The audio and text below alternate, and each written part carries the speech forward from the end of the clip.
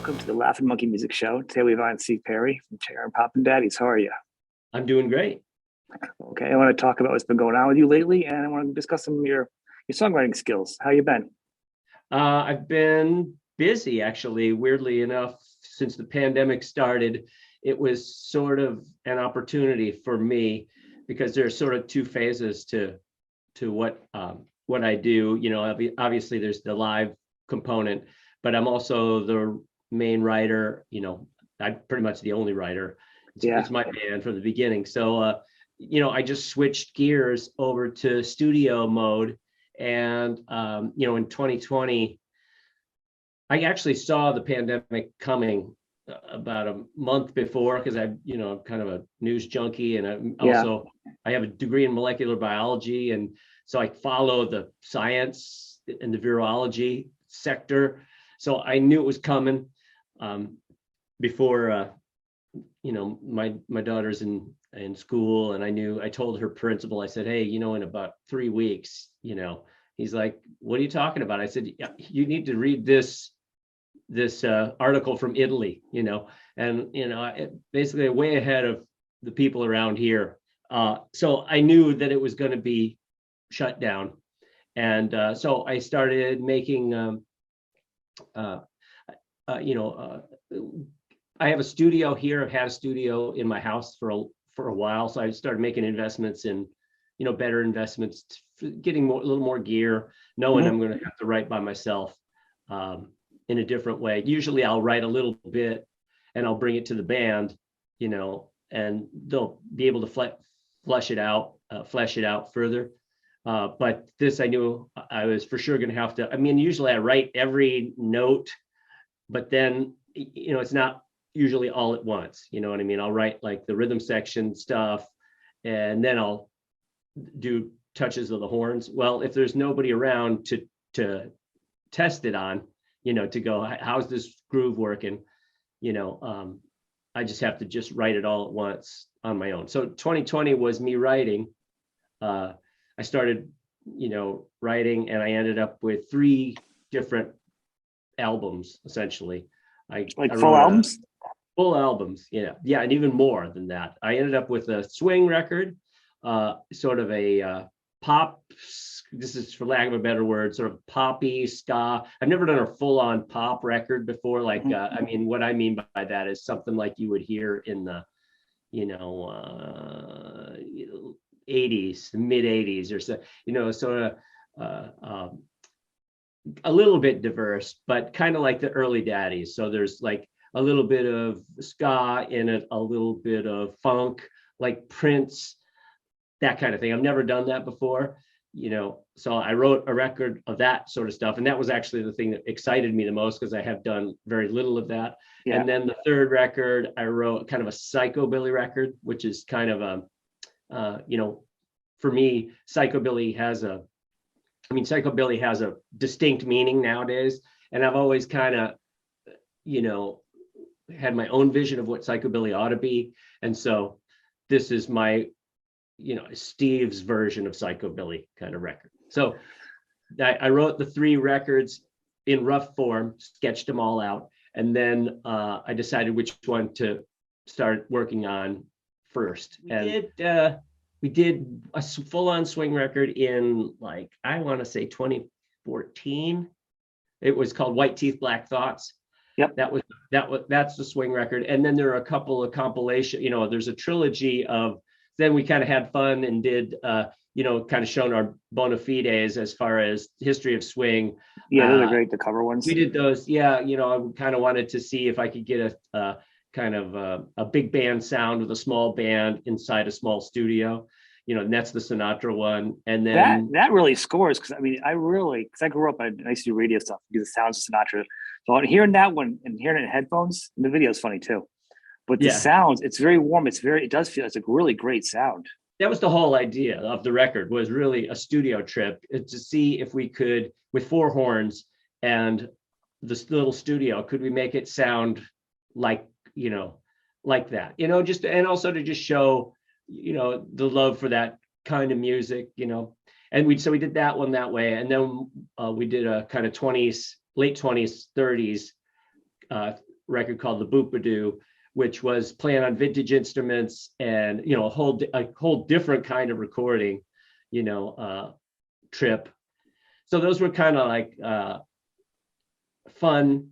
People like them live, you know, a few covers here and there.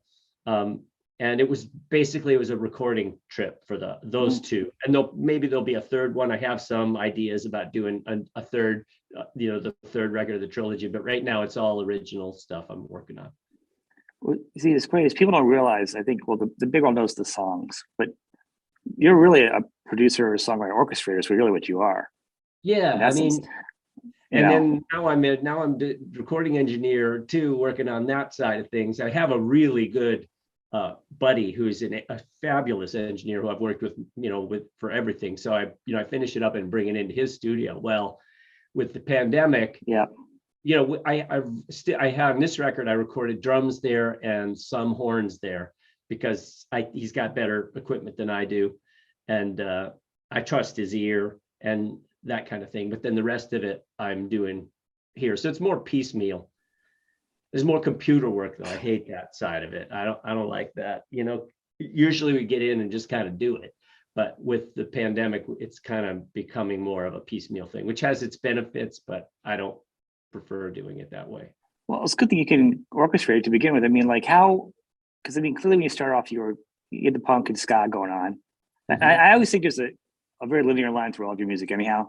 So that's why it doesn't feel like, it seems like a swing album. Just kind of, I'll hear it all kinds of, you know, I don't really have a category for it. I mean, the swing part sticks out for that big hit. But you know what I'm saying? I always hear other stuff in your music all the time.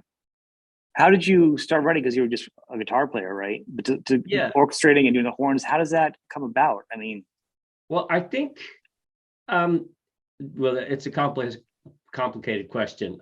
As far as the orchestrating is concerned, it's just kind of necessity. You know, I'll have the lead line idea.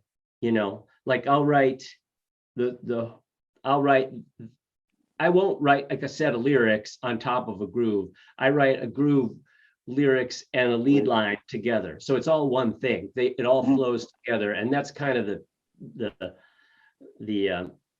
you know. So if it was a drawing, the unshaded part would be the groove, right, the vocals with lyrics, usually, you know, 50 to 75% done, and the lead line. So usually what's on the top of the horn stack, you know, like, and maybe the first harmony. Sometimes I have chords that I want to hear all the way down the line, you know, but that's usually what I have done in the past is right. So it's damn near there. And, you know, and then I play weird notes in the bass too, which drives people crazy.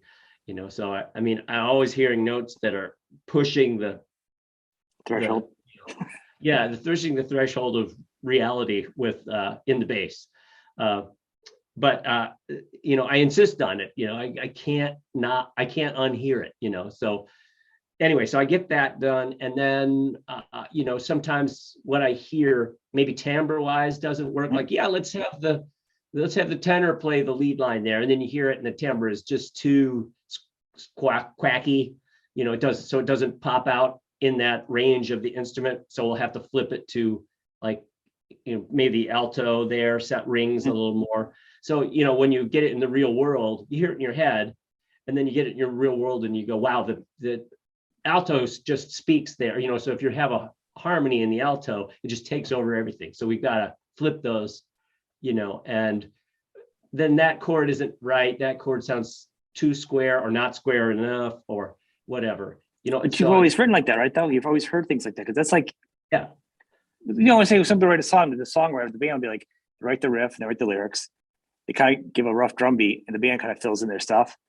You've kind of have it all in your head. You kind of have it all in your head, and you've been like that from the very beginning of the band. I mean, as we've gone on, it's been more and more just, you know, but yeah, it's in the beginning, I had a couple of guys in the band in the horn section too, who were really, you know, really fleshed things out in a way that I guess they were, you know, you have guys who read your mind more, you know, and those guys could really, you know, well, I'd get the lead line and they go, I was thinking this, and it's like, oh, fuck, that's great. And I wouldn't have to go, you know, and then as I aged and got better at it, right, I became more stubborn, sticking with, you know. And I also noticed that if you know, sometimes you know, like I was saying, you just start noticing where the horns start speaking better. yeah. It's not something I learned on, you know, in a class or something. It's just doing it, you know. You just, Which is pretty special to be that intuitive about that. You know, it's not a very ordinary skill set. On no, top of your other career. well, yeah, I mean, well, part of the thing is it's just been, you know, to just goes to genre. You know, the way I have seen my art trip is that genre is a very important part of the, you know, my initial thing with the Daddies was to make albums that didn't cohere to any genre. You know, the first 3 records were the idea was to go, you know, radically from, so it would be like 15 different bands on the record, you know, so you go radically from one genre to another. And the thing that was unique, the most unique at that time, was the swing music, because, you know, every record had 2 or 3 swing songs on it. And no one, I remember starting out in the 80s, late 80s, people would literally come up to me and say, what do you call that music you're playing? You know, like, no, it was so erased from the culture at that point that people had no freaking clue. So, but they go, I like that, you know, I like you doing that. And, you know, so that stood out. But what I would do is use genre as, you know, like take Drunk Daddy, a song off our first record, you know, use swing music, but in the lyrics, you know, it would, you know, it's a song about child abuse, and, you know, and a person over, you know, it's like an internal struggle of a person dealing with their own, with the child abuse that they suffered, and any sort of Oedipal, you know, thing. But I used swing music, which I felt like at the time was, you know, it was interesting because it wasn't metal, you know, or something, you know, which seemed silly to me to write something like that, you know. It's not as powerful as some other, you know, fun dance music, you know, where, I mean, I'd see people dancing around. There's not a fun like challenge swing dancing, and then all of a sudden, you know, 3 minutes into the song, they'd stop and cover them. I'm like, oh my God, I see what he's talking about now, you know. And it just gave an extra punch, you know. That almost feels twisted. Haha, you're happy. No, you're sad. Oh, you're happy. Well, you know what? That's, yeah, I mean, I don't think it's twisted when you want people to feel, to experience, you know, it's empty calories if it's not a sucker punch, you know what I mean? And I didn't want to make empty, and basically not being a brand. I never wanted to be a brand kind of band, you know, because I feel like that's empty calories. You know, people are not listening. They're coming to see a band that's a ska band or a this band or a that band. And the reason you do it is because of market forces and capitalism and, you know, to sell yourself as a, you know, a commodity in the marketplace, you know, and that always rubbed me the wrong way. I don't like feeling limited, you know, oh, you're a this or you're a that. I mean, I can't stand it, you know. Grosses me out as a human being, you know. It's like, you know, it's like, you know, judging person by their skin color or by their, you know, or by their, you know, whatever. I just hate it. Human beings are very, you know, capable of amazing things. We're like supercomputers on little meat, you know. Right. You know, we're like a shellless lobster with this fucking supercomputer on our heads, you know. And so to not give people that kind of spiritual power, you know. I get that, and I appreciate it, but what I see is, I think that the struggle was, and I think I've watched you guys over the years and hearing some of your interviews, and you have I've heard the term Zappa-esque, like do your own thing, do whatever you want for music, but then you get the commercial world, right? You make a big hit off of your biggest success, but you only want your success to take a left turn. But the world's not going to expect that. So when people go in to see you dance, they're not expecting to hear, you know, think rock or think dance. They're just going because that. So you're really in a particular place where you don't have that thing. So it feels like there's always been a yin and yang struggle for you for the years. But now you finally hit a spot where you're like, the world's changed a lot, and you've got enough material behind you where you could say, here's a breath of my work, and Yeah, I can do what I want now. Well, there's always got to be compromise. I mean, I when I was a young man, that's what I was thinking, is that I would like to be, it's all about the art and just art for art's sake and all that. Well, I have a big band, for one, it's 8 guys. In order to make enough money to pay them and not have guys quitting. I mean, basically, it's been people have been quitting since the beginning. It's every 4, 5, 6 months. I have somebody quit, and we have to stop forward progress, go back, because our music is difficult. It's not easy to play. I can't just walk down the street and get a guitar player. I can't. It's a lot of weird, even horn players who are really good, and can read it. I try to tell them, if somebody fills in, dude, don't just show up like you're going to play pops in a soul band, because you're going to make a fool out of yourself. This stuff doesn't make any sense, and it's hard, I mean, some of it you'll be fine with, but there's some of it's really difficult. So, it's 2 steps forward, 1 step back. We got, basically when we got signed, it was a decision, do you want to, you can keep, eating shit here, or you can take this opportunity and the scene was growing at the time. So, we got an offer to go forward, either go onto the major label. I thought, well, shit, we've been a band for 12 years, why not? Right. I mean, what's the worst that could happen? I mean, it's like, we're traveling around, sleeping in the van and have for years and years. So, so we put out a swing record. Who cares? So we, I didn't think, no one thought, geez, this is going to be a huge record. It was not like that. We just it was just one of those, rips in the time-space continuum that, allowed us to continue to make music, There was big ups to let you, right. But it gave you enough power afterwards, though, to your name recognition, that you can still kind of, that's right, keep working. So, I mean, it was great. And then it was kind of like, it kind of shackled you a little bit, but it was great enough where it kind of gave you probably a little more strength than other bands would have for longevity. I am glad that that Zoot Suit Riot happened, and that we're seen as a swing band is fine with me at this point.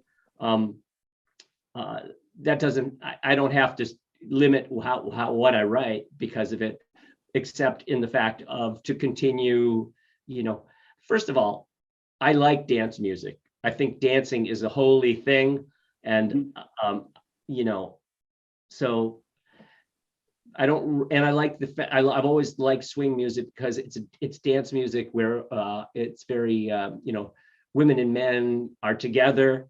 It's not something you just don't roll out of bed and do pelvic thrusts. It's like, I like that aspect to it. I like, but I also am, I was thinking about this today, the timbre of it. I have this real, love of instruments with a rough timbre, like slap bass, saxophones,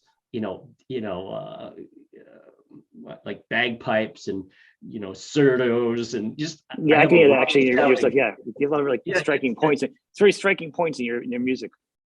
Yeah, I mean, I think it's what I like grinding dissonance a little bit, like I'm an American, right? I don't like European major, pretty stuff. It just doesn't appeal to me. And rhythm sections that just is the low end generator, like rock music, a lot of times the bass is just going do do do do do do. And to me, that drives me crazy. I mean, I want something that's energetic and hot and grindy and, squawky and, that's what I'm drawn to, so a lot of this is, so what comes out of me is complicated, squawky, loud, but with an interior of thought, Right. It's like it's there for you if you choose to think it through, Single songwriter, and it kind of almost ties into what we're talking about is, and band members, and having a lot of band members, almost an army of band members at this point. A load of a small soup kitchen with all your get a reunion. Yeah. Is it a challenge with people coming in and being like, oh, I want to write a song. I want to credit. That dynamic, because, once again, this is where you got to be the kind of the hard guy. And you're like, my way, I'm the songwriter. And that can kind of be a rough thing to swallow in a band. usually. I don't, yeah, maybe. I mean, a lot of the things with big band, I think it might be easier because you have to subsume your ego in a big band no matter what. I mean, because there's so many voices, everybody just can't be going off 24/7, you know. So there's an advantage there. Yeah, I'm open to, I mean, if somebody comes with an amazing concept, I'm there. But you know, people just don't in this band. I don't know. It's like it's been so molded by my aesthetic, and you know, and like, let's face it, not the things that I'm mostly inspired by and have become the legacy of the band are not things that people know much about.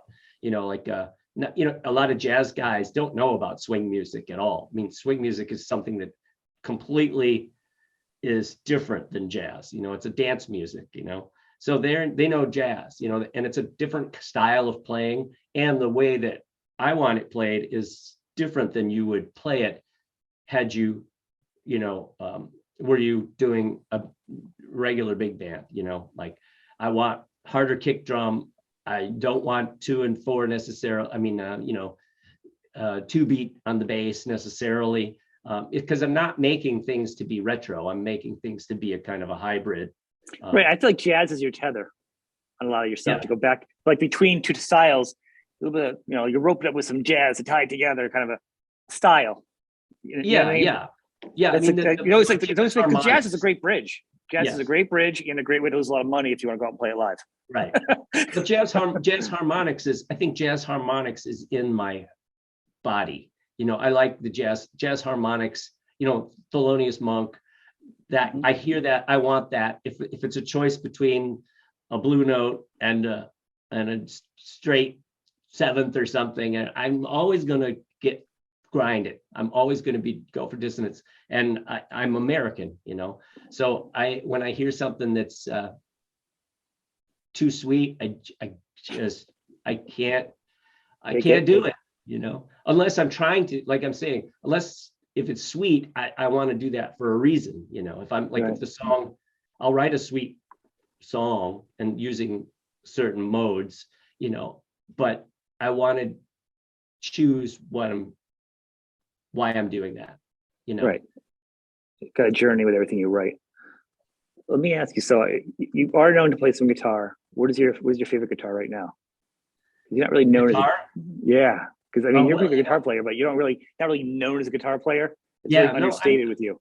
Because I'm not really. I'm a shitty at everything kind of musician. You know what I mean? So I don't like this last record. This you know, I wrote most of this swing record on the piano. You know, which I never have done, so it came out different, which is great. But with, you know, I've been playing a stupid Epiphone hollow body kind of with P90s guitar. I mean, but or I have an SG that I play sometimes. It sounds good for like one thing or two things, you know. I have a lot of guitars that sound good for like one thing, you know. I love pawn shop guitars because they got a lot of their personality. I mean, like it's that David Lindley thing, right? I mean, I'm kind of like that. It's like, you know, I learned a long time ago, our second guitar player was just fabulous. A guy named John Fole. He played with Dr. John for years. He lives in New Orleans now. He plays that kind of style. Jesus, he could pick up anything and make it sound amazing. You know what I mean? That's just how it's just in his hands and ear and who he is. And I believe that, you know, I can't do that. I'm not a guitar player. So but you're a little bit more than cowboy chords, though. You're a little, you know, more than a cowboy chords guy. That's in my head, though. I mean, it's like I'll go, you know, I'll just go, what can I do? This doesn't sound right. You know, I needed to suspend it in some way. You know, I need to alter it in some way to make it work, you know. And I have just definite ideas about that. I don't know why. Always kind of felt like that, you know. And sometimes I want it to be hokier and straight. And then I fight with the jazz guys. You know, we could do this cool thing. I don't want to do that. You know, that's not what this song is about or whatever. It's like this tag after the chorus. We've you know, the chorus is blue, and this tag coming out of it is a release, and it's supposed to be very, you know, little, you know, I don't know. It's supposed to be majory here. So don't just let it be stacks of, triads. It's okay. Yeah. It's how it's going to, it's a time-based medium, right? So Right. you come out of like, I don't want to hit that chorus. The last two notes of the verse need to be blue. We do not hit them before that. I don't want them changed until beat one, and then we're in the major world. But if you change it before, the impact's going to be less, stuff like that. So, I don't know. I've always just had an ear for that sort of thing. So, and playing the guitar is the same thing. I just am not satisfied until it's doing what you want, what it's supposed to do. And I don't think of it in terms of music theory. I just hear it. I try to hear it into what it's supposed to do. And I don't know why I make the choices I do, but it's just. Well, that makes sense. It's kind of what I felt like over the years hearing you and, reading little bits and pieces of you. Kind of feels like that's a cohesive of how you create, I also think I've also told people, and this before, members of my band, that I don't want to create, I want the feeling of creation to be like going into a room with the lights off and searching around for the light switch. That to me gets the best response, not, okay, I'm going to be in this key. And, I don't want to think about that. I don't want to think. I'll change the key if it needs to be changed. I was gonna say, do you feel like if it's too predictable, you're gonna change the key? If you're like, oh, it just feels like it was just too easy, I'm gonna go somewhere else with it. Sometimes, usually it's just when I change key, it's like, this is boring. I need. Well, that's what I'm saying. Well, what I call is like sometimes it's the Fibonacci moment of the song, what I call the Fibonacci moment. 2/3 of the way through, something has to change before you go home. And it's the most important part of the song. And it's the reveal in the, when you're writing the story, some change happens right there where maybe at that point, that's when you find the fuck you, thing maybe, or what, maybe you realize I'm talking about, the song's going by and I'm actually talking about you, the listener, right there, or whatever. Yeah. That moment is very important. So maybe sometimes I'll change the key there, but I'll always try to not do it obviously. I don't want to know how a normal person changes keys. I don't just want to key change unless I'm doing something like Zappa where it's big key change. That's like a fuck you to me. That's like, and that's how he uses it, like, hooray, but I like to just not have them not know that there's a key change and also change it in a way that is, forcing it. Forced weird change, but then nobody knows, that's what my goal is. So again, I want it to be kind of,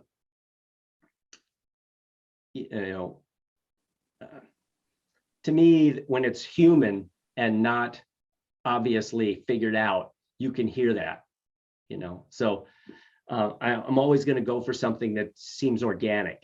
I don't want it to seem like, even the development of a song, I don't want it to make sense, not so much in the number of bars, but in the, why is he going into this bit, all of a sudden, I like that, because it feels like it's just a person following his ear as opposed to, oh, I got to, generate some new,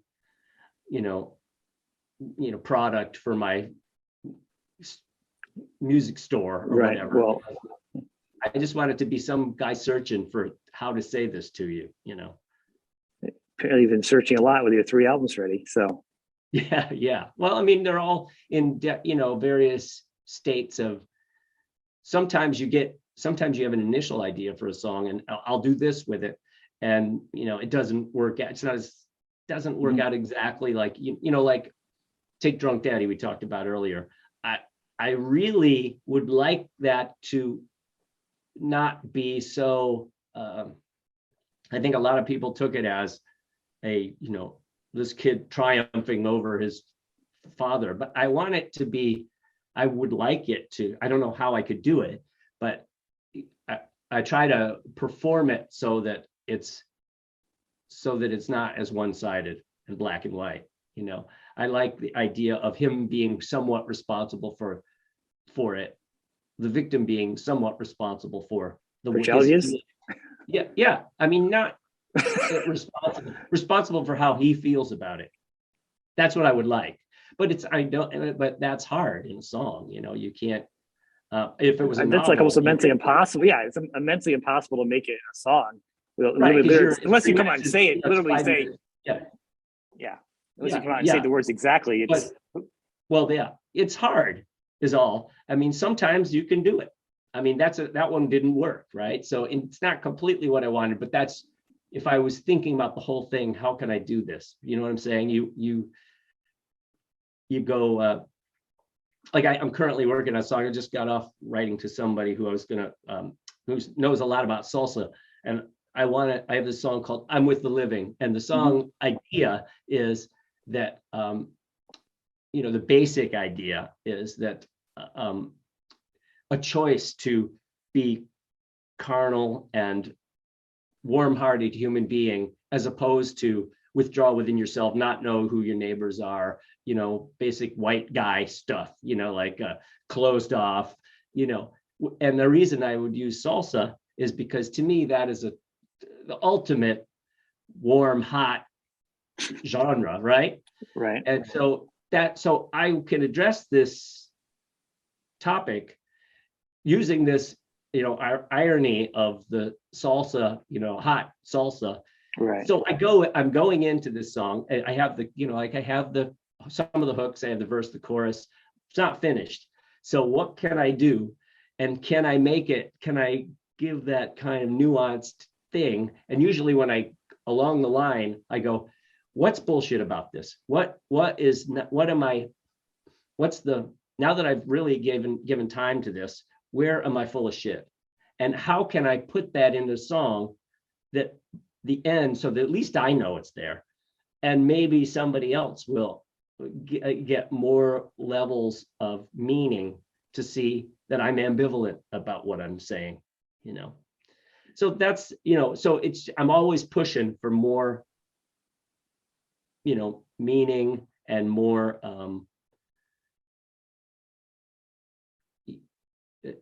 and sometimes it doesn't work. Well, that's a challenge. I mean, and just devil's advocate, because I enjoy your music. So, but your sarcasm and how you write it in the different levels, not everyone's going to get that level. Right. So you either come off as smiling, never go back to being caustic. It just seems like you're being nicer about it, or people just aren't getting it what you're singing. So it kind of puts you in a weird spot. It's almost like being tricky. Could be perceived. I know. You are. There's that too. Right, and that's where. How different would it be then? I mean, that was just an easy one for this, because now the dynamics. He's just like, this is what it is. But if you're like, this is what it is, and this is my personality, how I want to present it. But it was pretty easy to understand flat out. This is how it is. You've got a couple layers in there, you know. And the songs being placed on next to the other, and if you do that enough, then you can say something really straightforward, and people will go, "Is he saying that straightforward?" And that's great. So you could really just put something out that's not nuanced at all. How many people do you think listen to it and get that, though? That's the question. You know what I mean? I've seen it because of the internet. You have people come on and go, I don't think he's this. I think, you see literally people, putting their own spin on it. Like you're the blank canvas, and they're going to try. If they like you, they're putting this thing on you. If they don't like you, they're putting that thing on you. I mean, I can see it. So I'm just playing the percentages, or I don't care if any of them get it, I'm just throwing it out to you. I'm not criticizing you or oh no, I'm not. It's just very interesting because you're telling you how I think of it and how I work. You know what I'm saying? It's like I'm chasing something with these ideas, and I'm trying to. Then I get to a certain point, and I'm unsatisfied with that because that doesn't quite say what I want it to say, I don't want everybody to cheer with me necessarily. I don't want to, and sometimes I go to the point where I can't quite get it across, Well, that's the thing. I mean, I think you're trying to say one thing, and that's what I'm kind of asking you, because you are very smart, and your songs are smart. You have a couple levels. You probably thought out each level of how it's going to be accepted, because let's face it, not everybody listens to a song the same way. No, and it's the mass that doesn't listen to it the way you put it together is probably the big percentage that makes all the cherry pop and daddy pop music on the radio. That's not the people that are going home thinking about stuff. Right. I mean, and that's fine, like Zoot Suit Riot, the Zoot Suit Riot, but when no one knew about Zoot Suit Riot, when I wrote that, I mean, people still don't know about it. So Right. it's just, but that angle is there, and people are like, woo, Zoot Suit, I mean, it's like, but and then I went, well, what can I do with that song to, basically, it works on a couple levels. One is that I use the idea as kind of an anthem for the burgeoning swing movement, right? Right. But at the same time, it's a song about a racist, event in our American history. Right. It just happened to have, the musical element at the time was boogie woogie, Pachuco music, and so the whole thing kind of, in my mind, it worked together at the time, because I could do several things at the same time, Yeah. But then, you could go, well, you shouldn't, what do you see saying with that, or you could be saying, Right. shake your finger at me. Well, I think at that time, a lot of people didn't get it, and that's probably now. But like nowadays, if you did it, there would be a billion different views on that song before you even had it recorded. Right. Yeah. There would be. I mean, but that's, I think that's interesting and good, and I'm glad that people know about it now. I'm glad. It's good. Well, you put it out there by doing it that way. You make it out there in a way that people are going to take it, because people are not going to learn about it or pick up a history book or hear something else. So unless you say, all right, I'm gonna, it's like with kids, you're gonna dress up, the meal. We're gonna cut it up. We're gonna put eggs and eyes, and we're gonna, make this a fun plate to do. You're gonna get your nutrition, but you're gonna have some fun with it. Exactly. So and and if people don't want it to if they don't want to engage with it, that's fine. I mean, I'm not forcing anyone to engage with the subject matter. And in fact, I want to spread out the meaning more. You can engage with it, but people just tend to engage how they want to engage anyway. They always will. They're gonna, and they're looking. If somebody's looking for something bad, they're gonna find it.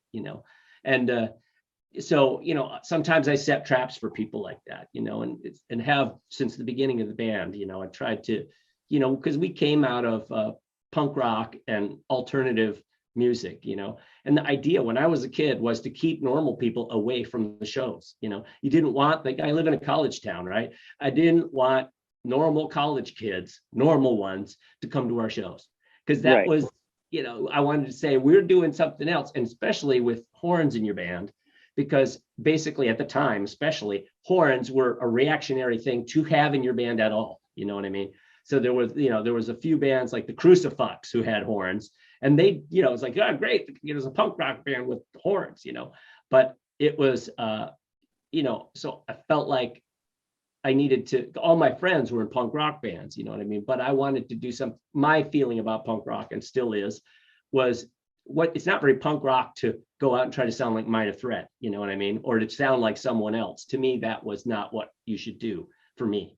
So I always tried to write something, that was different, but still had that, energy to it. So now I came up with this idea of swing music with, and not retro necessarily swing music, but a retooled swing music. And also, in the mid 90s, like I owned this video store at the time. And what the video store was, was like alternative videos, so I had like Russ Meyer films and, a lot of the sort of what they call cinema of transgression, the New York punk filmmakers like Nick Zed and stuff like that, and B movies, and a huge gay porn section, and like weird, so it was like if you were strange, you came into my video store and you rented out these videos. And so at that time, it was right in the middle of beginning to the middle of AIDS. And, it was a very dark sense of humor. The punk rock scene was very weird at the time. And so coming out of that is what the Daddies come out of. I had the store still when the Daddies started. So there was a very,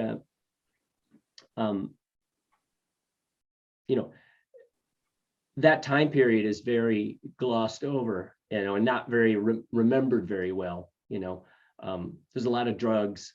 Like I remember visiting at that time, my friend John lived in Alphabet City in New York, and I'm from New York, upstate New York. He was living in Alphabet City. So I went back to visit him, and he's like, I'm on B Street, whatever it is. So I get to my parents drove me down from Binghamton, right?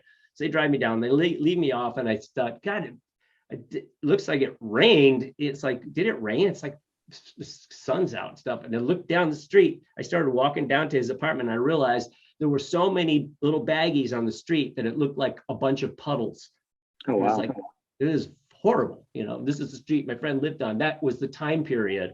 But I guess what I'm saying is there was a darkness and a very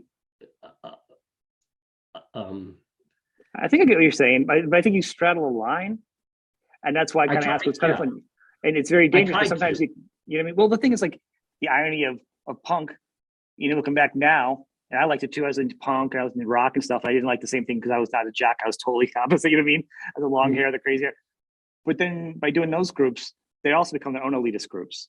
And you look at people. Well, it was a fully elitist thing, right? So there is a terrible irony that you don't get it. It's like it's like look what it's kind of hot topic became or has become to people. Yeah, it's really good. The sum of what happened, everything. You're like, oh, what the heck?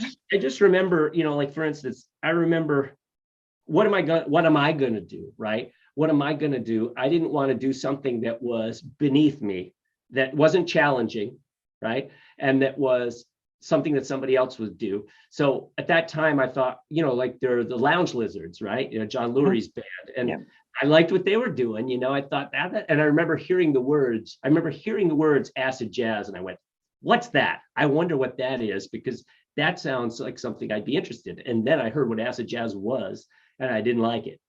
It sounds like a punk band. I would open up for the Dead Kennedys. It sounds fantastic, but it wasn't what I thought it was. I thought, God, I thought acid jazz would be sort of like Lounge Lizards, but there are certain bands. Looking back, there were certain things that interested me, like King Creole and the Coconuts, Lounge Lizards. That no wave stuff a little bit. I think the points of view I liked. And I think, and like you said, Zappa and all that stuff kind of, came together in, and it kind of it was a dark time and a very screw you period of time. And that's where the Daddies came from. And that's not really, that's a world that's gone, and and it's very gone. I mean, a lot of people can't really understand what the genesis of the Cherry Poppin' Daddies without understanding that time period, because that's when we were formed. I think it's one of the biggest time changes these past couple of years. These past maybe 20 years, or what I'm saying, between the 70s and the 80s to now. In like the history of between technology and politics and everything else so polarizing in all the wars and stuff, such a change in, what I mean? Yes. In history, like than anything else, because it would be like hundreds of years, and then the Dust Bowl, and then we got a plague, and then we don't learn from it. With 30, 40 years later, we have another, we lose all our money, and then we don't learn from it. You know what I mean? And now we're here, and it's like every other month we're just doing something that we haven't learned from 3 days ago. Yeah. And everybody's angry at everybody, and every group that you believed in is turning on you, and whether it be politics or whatever, it's insane. And well, I mean, this has been coming for a long ass time, though. I mean, it's like this is not like it wasn't telegraphed a million years ago. This has all been here. It's just that no one stopped it. I think technology made it easier too to put it out there quicker. Sure. I mean, it speeded it up. Look at it from a music perspective. You remember when the internet started and they told all us musicians, this is going to be the best thing for you guys. Are going to make so much money because you'll have direct access to your fans, and you'll make with that direct access, they'll just pay you for the record. You won't need a record label. Who told you that, Pinocchio? No, I don't remember that. That was how it was pitched. That was how it was pitched, right? And now they told us that, and now they all have all our money, right? So they all did. Yeah, they weren't really. That's problem with record labels. Were just banks. They're banks betting on the biggest bet. So it wasn't personal. I think going in, a lot of people thought that they were involved in them. You had people that did care, the managers and our guys. For the most part, it was just a bank, and they're betting on the guys that made the best bets to get the best bands in, And so they're going to take all the money from people unless you had a great lawyer. And you can't have someone in between the money that you earn, and right. It's just human nature to take your money, and that's what they're going to do. So people, musicians are the early adopters of everything. Okay, we're always on the forefront of at the beginning of Apple. I remember I was just a kid. I thought, God, if I had any money, I would invest it in Apple, but I don't have any money, so I didn't, because all the shit I was doing was on these early Apple computers, And me too. I mean, same thing. I was actually building pieces of equipment so I could convert other things, other pieces of music and video. They didn't have the equipment. I just tell somebody to say about it. I was like taking this stuff and I'm going down to like your Radio Shack or whatever you're at, and I'm buying pieces and I'm putting them together, and I'm exactly. And now you can buy kits for our program, but yeah. Right. But that was the world, so we trust, that we trusted that the technology was going to be, for us because we used it, right? But once it got ossified in, we couldn't do anything about it. Now we have a world where we have a pandemic. Where they basically made it so we'll just keep all your money from recordings and everything, and you'll make your money on the road, right? That'll be where your money will come from, on the road. Now there's no road. There's no money from recordings. There's no road. There's no nothing, right? So you can't make any money. It's impossible to make money, And I've seen it coming for the past few years. A lot of the bands that open for us, say, or you'll see them on the road, are somebody funded their band, like some jazz singing girl who comes from money, who hired a bunch of session guys to to fund her career, and she's off just a tad every time she tries to hit that C, whatever. She's gotten there because she's the only game in town. But with us, we had fucking nothing, but the world was such that on Wednesday in Iowa, you could make gas money, right? But nowadays, though, if you own your own stuff, though, and you only sell to a niche crowd, you can still make more money than if you had a record label behind you, taking your streams and your percentages. Yeah, that's become the new proven fact with numbers. I'm telling you but independent record labels are worse than those. No, I'm saying you own your own stuff. Like you literally own your stuff and lease it out to other people. You can't. It's crazier. It's crazier. It's more work. Okay, the only place that there is true money to be made right now is in licensing. In the music business, licensing. Really, the rest of it is, it's expensive to press vinyl. I personally can't stand being on social media all the time. I don't like being that's the worst part of it for me, is the marketing thing. I don't like it, because it removes the mystery too. It's like, hey, come enjoy my band. I don't want you to even know what I look like, necessarily. I'll put a black mark over your face. Big smile, white out. Chicken bucket over my head. And that's the thing. So that's the fun part. Like, so with this show, I started during the pandemic because I wanted to reach out to bands I liked and keep like working this ecosystem, all different types of music, and open it to other people, different artists each week that you wouldn't know. One week might be a rock band, next week maybe Arthur Brown, the next week it'll be Rat, and the next week it'll be Musical Youth, like and like you and the Buzzcocks. You know what I'm saying? So it's like right. And then say, hey, here's what they're doing. Go to the site, get some merch. Everyone's at home not making any money from the records labels. Buy some merch. Do this. Be aware of what they're doing, because that's good. I can't promote my show because I don't want to do it. It feels weird. Right? I know. It's just weird. It feels weird. It feels wrong. But we're from a different. So if you're watching, subscribe, people, because I don't like promoting myself. I think that I'm from a generation that is,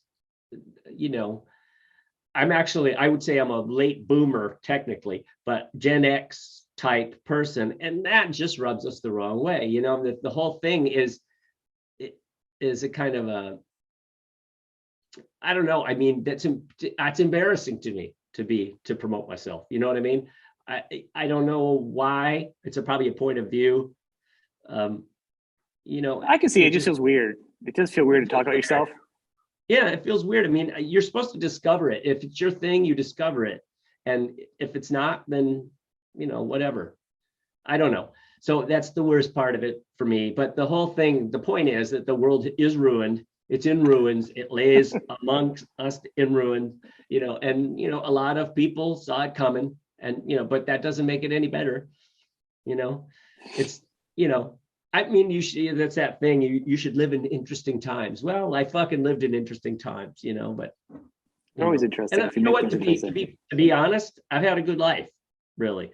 I've been very lucky and, you know, so not so bad really, but, you know, I can still bitch at being born in the 20th century with these 20th century ideals and a love of democracy and, you know, a feeling that things should be just. Well, it's more justifiable because you have a kid, you know, I have a kid. So, you know, I felt that before I had a kid. It's always, you know, I mean, but it's easier for you to be saying things if you have no other kids and like, you're like, you know what, when I die, it's it. I have no legacy to worry about. Then it's kind of, we don't have as much weight behind it. But now you're like, I'm invested in the game. Like, I've got kids and I actually have a grandchild. So I'm like, I got both legs in the game. Like things got to get better or decent. You know, this planet can be a ball of fire. This can't be Mad Max. I know. And then how do you do it? Right. There's a problem with. And then who's going to do the soundtrack? On the left. Yeah. Well, it's just like I was talking about with you know, writing music, you know, like right now, currently on, you know, like if you go on Twitter, there's a bunch of people on the left screaming, "Oh my God, Garland, would you please?" I mean, like if he goes today and, you know, indicts all these people, like that's going to change things. And it's like, you know, maybe that's right, maybe not. Maybe you need to hold your powder. I don't know, but there's 50 different ideas. That's the problem with Twitter. I know you go on Twitter too. And that's a hard thing because everybody's just standing on their soapbox and yelling at each other and nobody's listening. Right. And the thing is, there's 50 different ideas to how to address it. Whereas the authoritarians have one idea and they all follow it like lemmings, you know, and they're dangerous, you know, and everybody goes, this is how we do it. This is how we do it, you know, and that's the problem right now. That is a danger. Yep. And there's no conversation from Twitter. That's what it really is. It's just all you used to get agita from it. It's hard for people to get together, and it's hard for people you know, it's hard for fans to even admit they like something. You know, even me. It's from my generation. It's hard for me to full-throatedly say that I like, you know, swing music or jazz or anything. You know, I can't be full-throated because there's always but. You know, which is a bummer, you know. I mean, think there are people who go, yeah, I like metal and that's it. And I like metal. And it's like, you're my hero. I'm not like that, you know. I like metal, but I also love ABBA. Absolutely. I believe in no guilty music. I have no shame about anything. And I don't subscribe to any politicians because each party flip-flops and backstabs each other. Yeah, someone have a better idea. I guess so I won't subscribe to a policy group because it's a group of people or an institution like that or a government because they have too many pieces, but a genre of music I can be pretty open about. Yeah, I mean, well, I use genres, you know. I'm just kidding with you. And but at the same time, I see the utility in genres, but at the same time, I can't seem to just throw my arms around something and, you know, so again, it's saying more about me. And I guess what I'm saying is that I see a lot of people like that, you know, kind of hard to hand out compliments or something. And I'm probably like this in my home life too, that it's hard to get a compliment out of me, you know, but which is not good. I don't think that's a good thing at all. But maybe you should make a note and write that down. We'll post it next to your little thing there and on your guitar and say, compliment somebody today. Yeah. I mean, it's just hard to, and I think that's what the problem is that it's hard to not say, to take a complex, nuanced situation and boil it down into art, you know, because you're always going to leave something out, you know, that's maybe crucial. I agree. Or maybe it's just songwriting, you know, that's what I always run up against that and go, yeah, like when you argue with me, I always go, I'll say what I think, and then I'll go, yeah, but there's this, you know, constantly. My wife hates it, you know. It's like, well, that's the thing. I mean, I enjoy your music, and I enjoy the black and white, and the yin and yang, and even you say like, you know, Zappa could be caustic, but like Beefheart. But some of the things you say actually go the other way, where you could be as caustic as him, and not the same as Beefheart. And I'm not trying to label you either, because so I almost think it's like it's just almost a perspective of how even we see ourselves. It's how it's not an insult either, because I think the way Zappa did it was pretty honest. So I respect that. Just like you doing it, you might make it some of your stuff a little more palatable or a little around the corner, which could just be the same, Yeah, but it's still music, and maybe yeah, maybe there's maybe I should be more straightforward, and I have been at times, and I've enjoyed the fact that when I'm straightforward, people don't realize it, because I set the stage with something else, it's like boxing, you jab, and they're waiting for the jab, and you hit them with a your next album we call Straightforward, and everyone's like listening to it going, I don't know what's going on. Literally, it's just straight to them. Yeah, right. Yeah. I'm saying exactly what I think right now. I literally, and I'll seek out bands that I like, and I know they'll listen to a big hunk of the catalog, you know what I mean? And I'll be like, there's so much more, and I don't want to talk about, you can talk, it's my phrase, like the gateway drug is that one song. Right. That people know you. But then once they read that headline or they see the interview, and then they listen to you talk. Right. All this about them, they go, oh, I'm gonna go listen to that album, because you feel a little more invested, you feel a little more closeness. There's relatability, a little more intelligence to the music, and it makes it more personal, instead of feeling like they're not part of the discussion. Yeah, and you feel like when you hear someone, maybe I hope that people listening to this will see my struggles in, my creative struggles with myself. Like you said, sometimes I'm doing and go, wow, that's like me. I'm trying, I feel the same way, I mean, maybe I'm trying to create something else or whatever, but I equivocate. Sometimes I fail, and sometimes, but I want to say something in an interesting way, and I want to do something that is meaningful, get some meaning out of this bullshit 75 years we have, and so, I mean, I enjoy talking about the real stuff. Well, this has been real. I'm gonna kind of wait. We have a New Year's Eve show in Great Falls, Montana, and then we're gonna go back east to play like a week of shows, unless the Omicron virus variant wipes it out. Yeah, you've had some gigs up in New York, right? We're playing. Like mid-January, we're on Times Square, so that'll be cold. I would hold your breath on that one, though. Yeah, no, I'm not. I'm fully expecting it to be canceled. I'm gonna tell you, because in New England, all the Tri-State area, when it comes around, everything gets locked down fast. Yeah, the numbers went down fast, but they locked down things fast too. So it'll be interesting. So I think it's good to do that. Well, I want everybody safe. Yeah, I mean, it's a big. We're gonna play a convention there, so the convention will. I doubt the convention will happen, but I think it really depends on the data on this variant. So I saw somebody do a meet and greet in a box. Maybe they could put your next to them, they were in the box. Yeah. I'm like, well, you're kind of meeting in the middle. I kind of get it, because fans want to see you and you don't want to die in the sickness. So right, exactly. You're in a box anyhow, kind of in theory, Yeah, exactly. So, all right, man. This has been awesome, and I'll have to come back again. Okay. Thank you, man. All right. Hey, thank you so much.